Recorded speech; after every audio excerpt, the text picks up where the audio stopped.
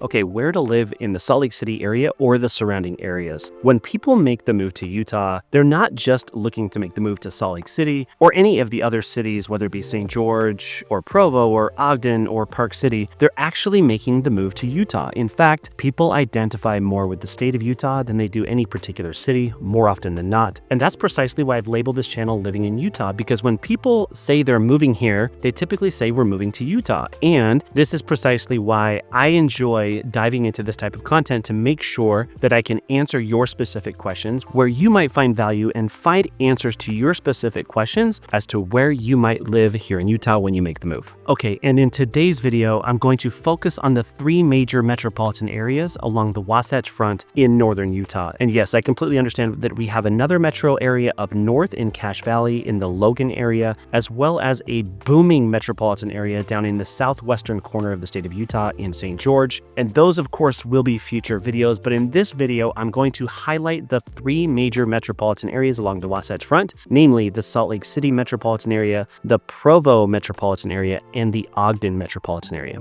Now, regardless of where you live along the Wasatch Front, you're more than likely within about 45 minutes from downtown Salt Lake City, as Salt Lake City sits pretty much at the center of these three major metropolitan areas. Now, of course, if you live in the furthermost area of the Ogden metro area up north, or the southernmost area down in Utah County, it could be a little bit further than 45 minutes, but ultimately within an hour and a half, maybe 2 hours maximum, you're driving all throughout the majority of the population area that makes up the vast majority of Utah's population. Now, Utah has been the fastest growing state since 2010, and with over 3.5 million people now living and making Utah their home, over 2.5 million of those people make the Wasatch Front their home. So it's these three major metropolitan areas that make up the vast majority of the population here in the state of Utah. And I have the unique perspective where people reach out to me every single day that are making the move here to Utah, and we are growing immensely in terms of the number of people that we're able to serve as a real estate team here along the Wasatch Front. So why do people reach out to me? They need guidance as to where are the best places for them to live. And this is a specific question that pretty much every single person that's making that move has at near or at the top of their list. And the answer is not so simple.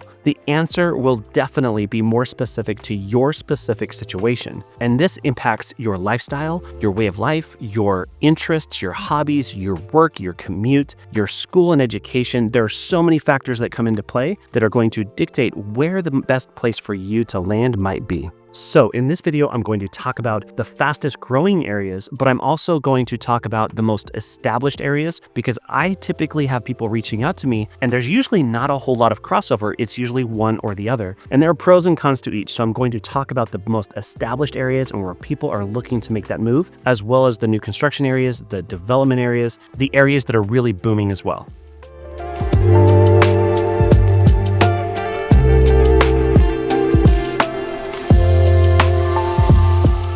Okay, to begin, I want to touch on the topography of Utah just really quick. Utah is a very unique state in that it's incredibly large in size. However, the vast majority of this state is not a place where we can actually call and make a home. So we have the western third of the state essentially that's made up by the West Desert and the Bonneville Salt Flats, and everything that you see on that map. When you pull up a map of Utah and you see the western side of the state completely white, well, that's the Salt Flats, and you can't really make that home. So we already lose a great deal of land on the western side of the state due to that West Desert, but we also lose the bottom quarter of the state because most of that land is national parks, it's state parks, it's national recreation areas, and it's protected lands, as it should be. Southern Utah is one of the nation's greatest gems in terms of scenic beauty and outdoors. It is just an amazing place to visit. So when you take those two areas of the state and you look at the topography of the remaining areas of the state, you're left with the Wasatch Mountains that run vertically through the state of Utah, as well as the Uinta Mountains that run east-west up in the northeastern corner of the state. So we have a lot of mountains here, and it's those mountain valleys, those are the places that we can live. And so we don't have as much land as other states, including neighboring states like Idaho and Wyoming and Colorado. When you look at the maps in those states, you see a lot more open land. In Utah, it's pretty confined. And this is precisely why Utah's growth and development is centered in these pockets, in these valleys along the Wasatch Front.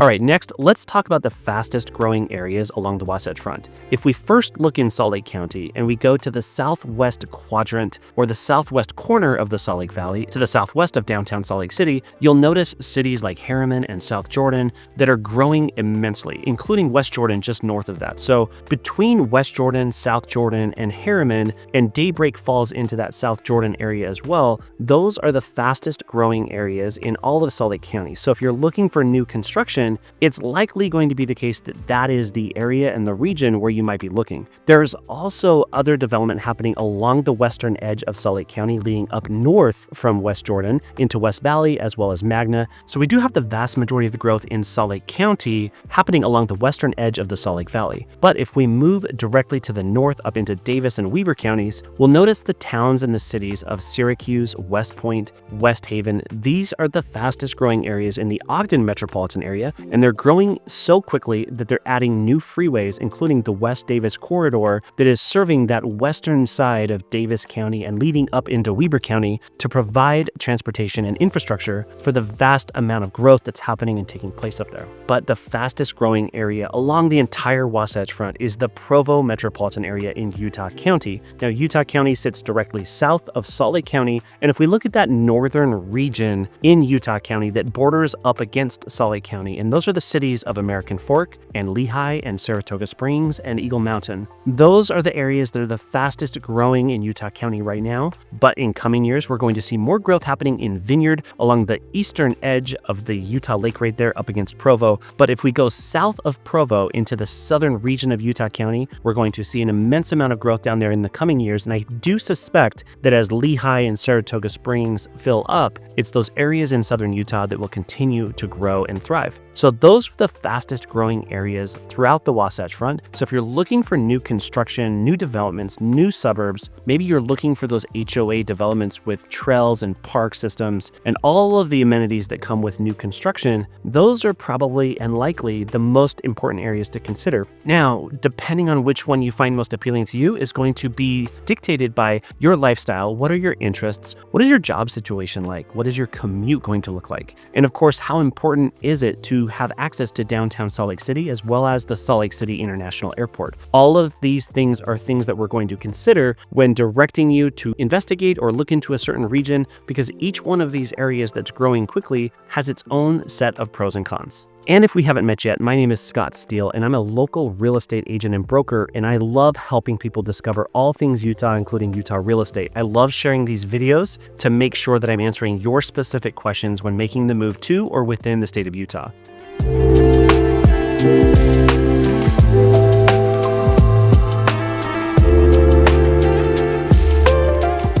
But lately, I've been helping a lot of people that are looking for those more established areas. In fact, this past week, I spent numerous days with several clients that are visiting in town right now, looking and shopping for a neighborhood and a home to call their new home. And it's so exciting to see people make the move to Utah and to be able to feel the spirit of Utah when they visit these different local points of interest, and just taking in the natural beauty of the surroundings and being able to appreciate that. It's something I truly enjoy in making sure that my clients get to feel the different areas and make sure they're finding exactly the right place for them. So it's these more established areas that I really focused on a lot this past week, and I wanted to share some of that in this video because some of these more established areas are incredibly popular, and a lot of people are looking specifically to make these areas home. So if we start in and around Salt Lake City, I want to highlight a few neighborhoods within this Salt Lake Valley first and foremost. So within Salt Lake City itself, there are certain neighborhoods that are truly inspiring that people are really looking to when they're looking for a new home in a more established area. And so we're going to start with neighborhoods like Yellcrest. It's a little more expensive there, actually substantially more expensive there. But then we have neighborhoods just directly to the south of that in Sugar House,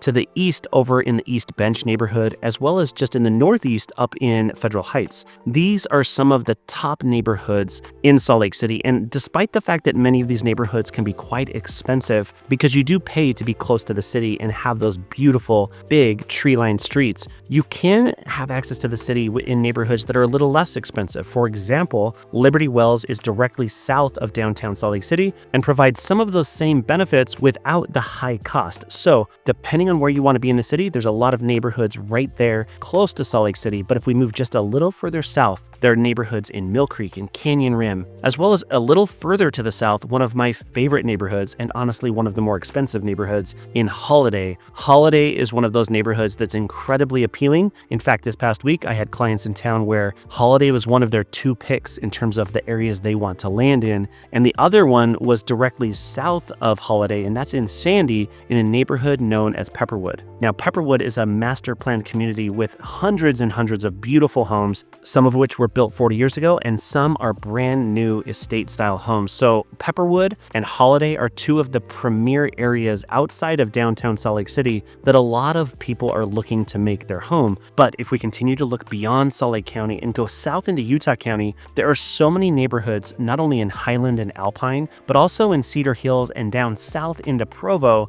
along the bench that a lot of people are making home. Now, when I say the word bench, what that means is as the valley comes and approaches up into those mountains, there's usually a slight elevation change, and we call that the bench. So if you live along the bench of the Wasatch Mountains, you're typically elevated just a bit, and you have really good views of the sunsets, of the lakes, and of course the access to the mountains because they're right there in your backyard. So there are so many pros and cons to not only Salt Lake County and Provo and the Utah County area, but if we go up north, there's a lot of neighborhoods very similar to this as well. I not only see incredibly desirable neighborhoods in Bountiful, Farmington, Kaysville, and Fruit Heights, but if we go north, I've got clients that are specifically looking for that nice, beautiful, forever home in Pleasant View and North Ogden, and even up into the mountains near Mountain Green and Morgan. In fact, one of my clients has decided to make a home in Morgan their new home, which is just outside of the Ogden metropolitan area, and it's a quick 25 to 30-minute drive to get them into their workplace. So there's a lot of benefits with living in Ogden or around the Ogden metropolitan area, including up in the mountains. And these are the more established areas that people are really looking for when they're not looking for those new construction developments.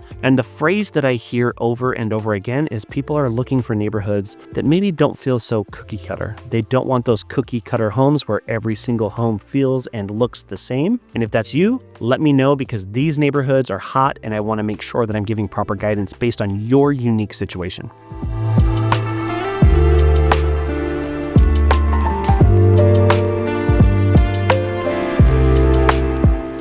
Okay, next I want to talk about future growth and up-and-coming areas. So it's no surprise that Utah is continuing to grow. It grows at an incredibly fast rate, despite the fact that we build more homes per 1,000 residents in Utah than any other state. We're still not keeping up with the demand, and I'm hoping that as we look to the future and we see that growth, we can manage it well, because I know exactly where that growth is going to take place. Each and every year at the University of Utah, they release a forecast for that year, including a population forecast and what's to come in the coming years. And this is every single year that takes place in January. And I really look forward to this each and every year. So it's coming up fairly quick. And I'm excited to see what they're going to say in terms of how we are managing the growth, but also where that growth is taking place. But as I look to the population forecasts, there's 1 or 2 areas that stick out to me as being the areas that are going to explode the most. Number 1 is in Utah County, directly west of Saratoga Springs, and that's Eagle Mountain. Now, Eagle Mountain is already growing, but as you look to the south of Eagle Mountain, on the southern end, there's an entire valley of land that is ready to fill up with homes, subdivisions, businesses, all sorts of things. So I see Eagle Mountain being one of those areas that is going to continue to grow and grow considerably in the coming years. So in Utah County, I view Eagle Mountain as one of those long-term growth areas that's going to explode not only now in the next few years, but for many, many years to come. In the Salt Lake City metropolitan area, the place that I see growing the most, simply because the Salt Lake Valley has almost filled up,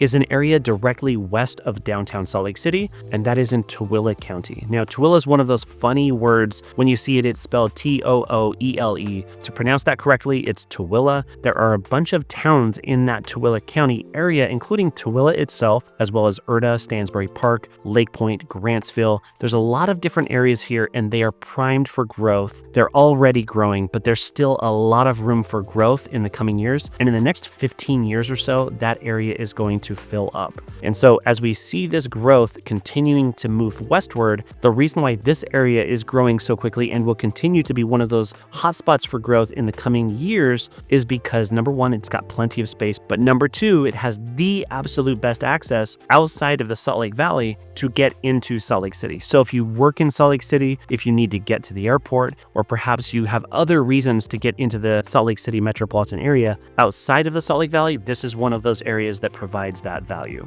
And I find it interesting because as locals, we oftentimes used to say that if you lived, 30 minutes away from downtown Salt Lake City, that was just way too far for us. And so it's all perspective because so many people that are moving here are coming from bigger cities, whether that be California. We've got tons of people moving here from California, my wife included. She came from Southern California in the Los Angeles area, but there are people moving here from cities like Houston and Dallas and places in Florida and New York City and New Jersey and Michigan. People are coming here from all over the country, including places like New York City, where they're exchanging something for something else entirely to have a new quality of life, a new way of life, because Utah provides something so incredibly unique that none of those other cities can provide.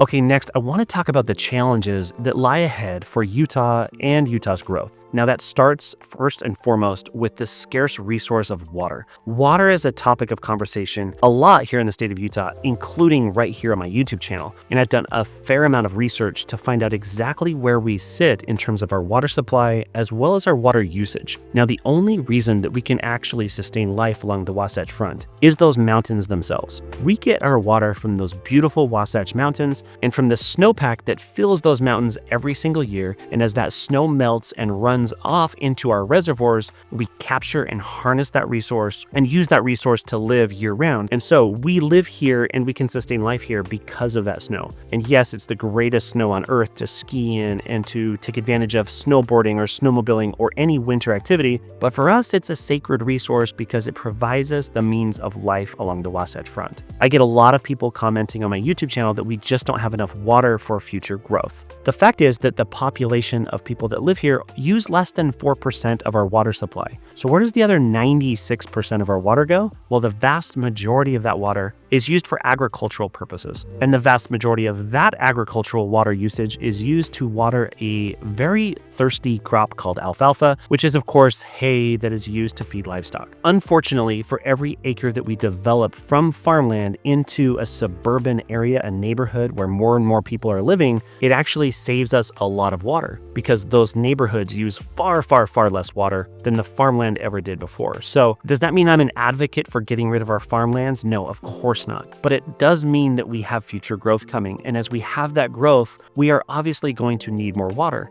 And if we doubled our population in the state of Utah, we would likely need about 8% of our overall water resources allocated for the population. So where are we going to save that other 4%? Where are we going to make up that difference? Part of that, a massive amount of that, will be because a lot of that land will be converted from farmland over to something like a neighborhood or a subdivision, but we have to carefully manage this resource. And up until a couple of years ago, we were in dire straits in terms of a drought, not only here in Utah, but throughout the western states. And we had a record-breaking year just a couple of winters ago that completely changed the course of our water supply. It filled up all of our reservoirs within just one season, and it really got us back to that spot where we really needed to be. Then we followed it up last year with another very good water year. In terms of the snowpack from last winter, we ended up with 139% of normal, which was another phenomenal year. And we entered this new water year in a phenomenal position, a better position than we've been in a decade. So hopefully, as we manage this natural resource, we can funnel and channel more and more of that water into the Great Salt Lake to let that lake recover as it is recovering over these last couple of years. It still has a long ways to go. The other place in Utah that really needs to recover in terms of its water levels is Lake Powell down in the southern area of the state, which is of course fueled by not only the Colorado River, but the Green River as they feed into that lake. And from that lake, they go through the Grand Canyon into Lake Mead, which of course provides water for the entire Southwest. And so we want to see these two lakes in the state of Utah be restored, but all of the other reservoirs that we really live on in terms of the population are doing incredibly well. And now as we grow in population, we do have the water to manage that growth as long as we do so wisely, as long as we make sure that we're being efficient with our usage moving forward in other areas and not just residential use. But we have other challenges as well. Some people are really truly against the more densely populated developments that are happening in places like The Point in Draper, as well as Utah City down in Vineyard in Utah County. Many people are not for these more densely populated neighborhoods or cities, and that's okay. I completely understand that, and it's only natural that we're going to build up and closer together in some of these areas, but it does provide challenges for those people, especially those that have made Utah their home their entire lives. So beyond traffic and growth and densely populated areas, as well as water, what are some of the challenges that you see as Utah continues to grow? Drop a comment below, let me know your thoughts. But also, if you yourself are considering making the move to Utah, my team and I would love to be your real estate resource of choice. So hit us up. You can find our contact information down in the description below, or you can book a call with me and make sure that we can connect and get off on the right foot and get you started in making that smooth move to Utah. So if you want to learn more about life in Utah, check out this playlist next. And until the next video, thanks.